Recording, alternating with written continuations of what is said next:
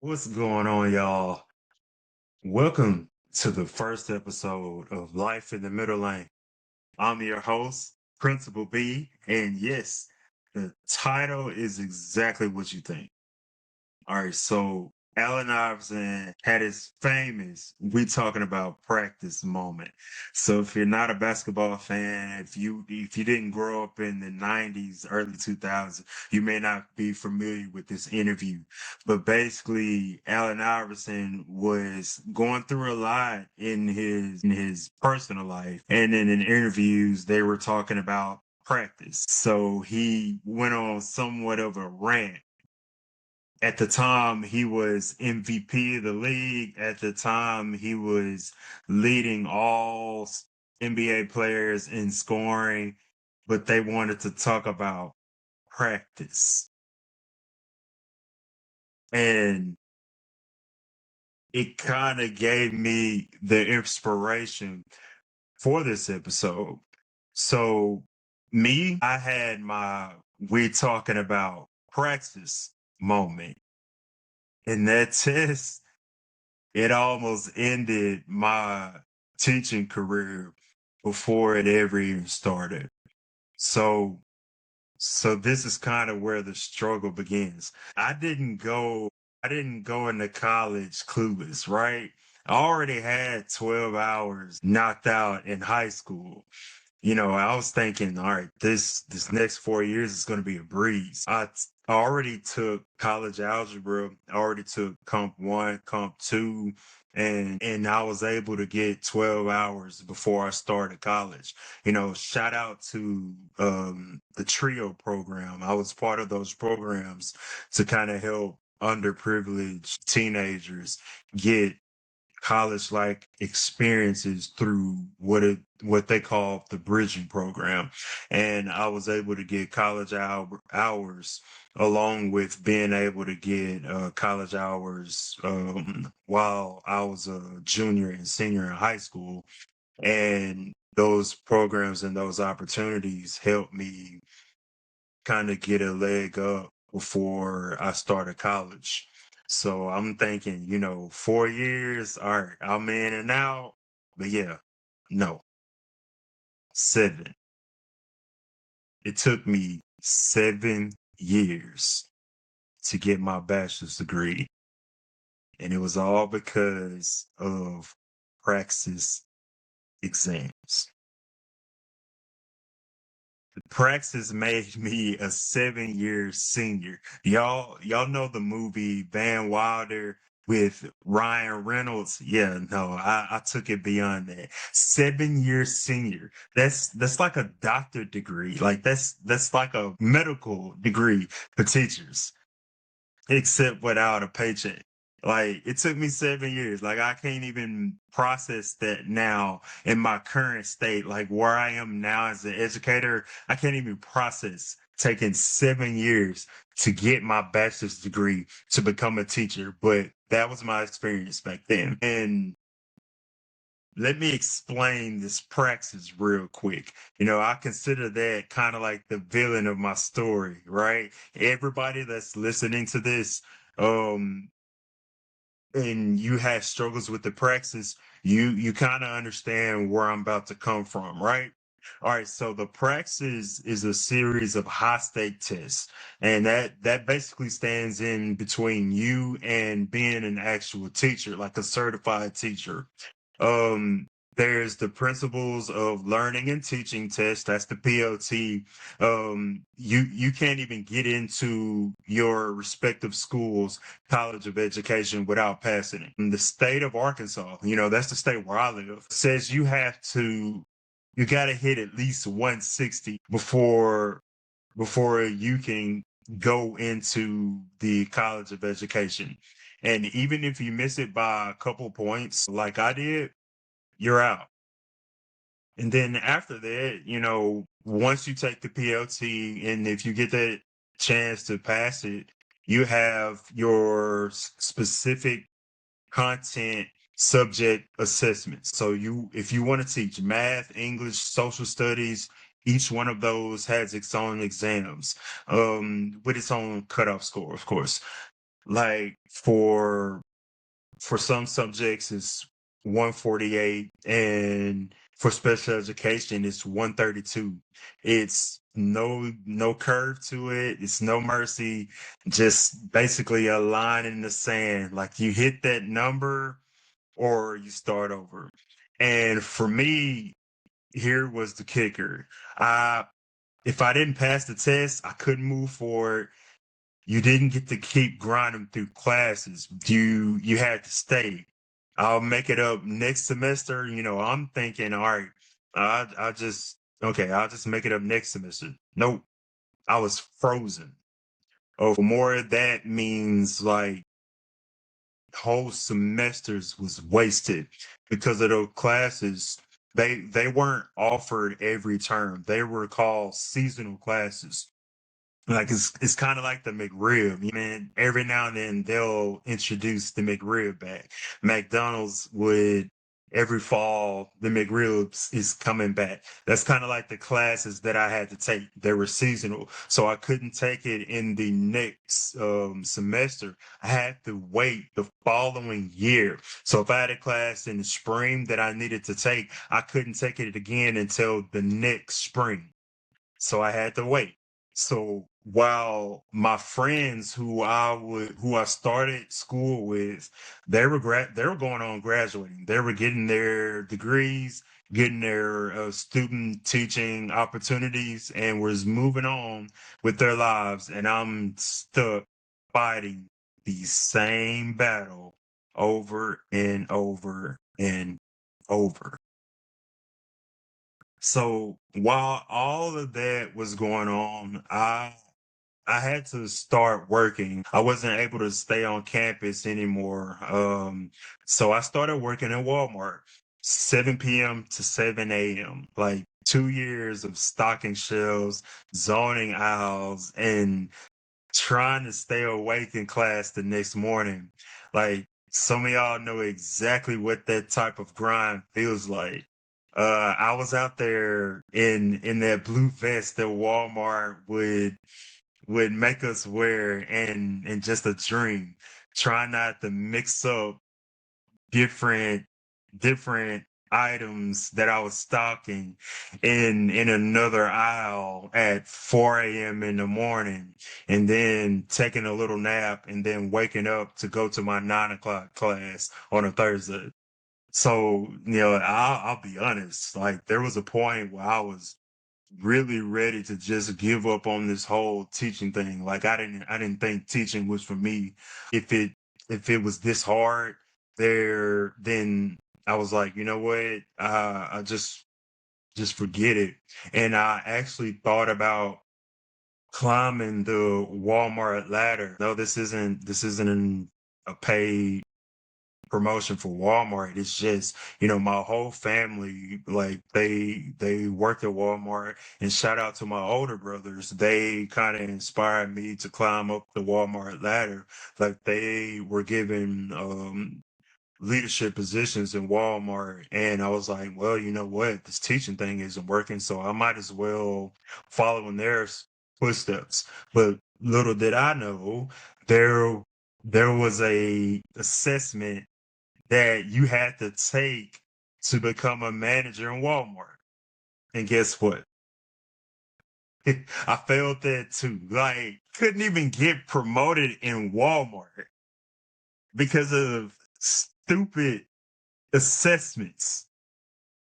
Like, I know I was fully capable of doing this job as a manager in Walmart, but I wasn't even able to move on to even be a shift leader because of the assessment that I didn't pass.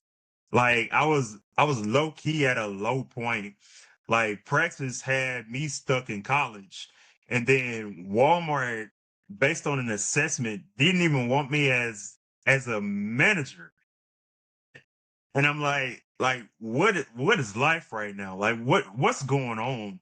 And I'm really contemplating my whole career, just thinking, am I going to be stuck stocking shelves overnight for the rest of my life just because I can't score a couple of points to become an educator. But I realized for me, that was a blessing in disguise, right? Because here's the plot twist. Like failing that test turned into a blessing for me because instead of clocking out for another decade, and don't get me wrong, I loved my experiences there. I loved working there, but I knew that was something I didn't want to do for the rest of my life. So it taught me to push harder. It taught me with these praxis tests, like I needed to study harder. I purchased this study material that they encourage you to purchase when studying for these praxis tests. At first I didn't purchase that material. Like I was a broke college student. Even though I was working, I still had to pay bills. I wasn't living on campus anymore. Like I had to pay bills. I had to pay for groceries, paying this extra money for this course material. That was a critical decision at the time for me, but I went ahead and paid for it. And finally, finally I passed that praxis test, and that opened the door for me to start student teaching. And you know that was the beginning of everything for me. Now, getting my first job, that like that's a whole episode in itself. But long story short, yeah, like seriously, I'm gonna make an episode about it. But long story short, I got hired at the same school and district that I grew up from. Shout out to Blivens, shout out to y'all. It was a beautiful experience. Um, but I got hired under a 1 year provisional license, basically saying, hey, we're going to let you teach for a year, but you still got one more test. Like I'm referring back to those subject specific assessments, content knowledge that I had to pass. You still had one more test that was standing in between me and getting my real traditional license. All right. So no pressure, right? So if I didn't pass this test within that year, I would not be able to, the district wouldn't be able to renew my license to teach the following year. So I'm teaching, I'm lesson planning, I'm trying to figure out how to run my classrooms, my gym. I was a PE and health teacher, and still studying for that test. And I'll never forget, just like Allen Iverson, just like all of the basketball idols that I idolized back in the early 2000s and late 90s, clutch. Mid-year, I finally passed the content knowledge test, sent off the paperwork, applied for my standard license, and just like that, the rest is written in history. Like I knew going into education, I just knew when I had my moment, when I got that moment, I knew I was going to be really good at what I did. And I'm not being cocky about it. I'm very humble, but I knew when I got that opportunity, I was going to be really good at what I did because I enjoy teaching. I enjoy just learning about teaching. During that time in school where I was waiting to get my opportunity to teach, I would be in front of a mirror just practicing teaching. I would look at people uploading their teaching in the classroom, and I would look at it. I would study it. I would write it down. Hey, like think about it as game film, if you will. I would study teaching. I was that obsessed with becoming a teacher. And I just knew once I got my opportunity, I knew I was gonna be good at what I did. And the lesson here, like in all of this, it's a play on words, with Allen Iverson's, famous interview. But here's the point of all of this. The Praxis was my villain. It delayed me, it frustrated me, it kept me on the bench, that metaphorical bench. But here's the point about villains. With every villain, there has to be a hero, right? They test you, they break you down, but guess what? They also force you to level up. And in that moment, when I couldn't pass those tests, I had to really rethink how I studied. I had to really rethink everything I thought about teaching and learning, you know. So it taught me not to give up. Your praxis might not be a teaching test, right? It may be a job rejection, a failed relationship, a dream that's deferred. But whatever it is, like, do not quit. If what that is something that truly brings you joy, and when you have that moment, you're going to crush it, do not quit. Because sometimes the thing that's standing in your way is the thing that's shaping you for what's ahead, right? The praxis test was that for me. And it taught me how to study better. It taught me how to prioritize what's more important. Studying, um, taking money to buy the extra test material, practice materials so I can study better.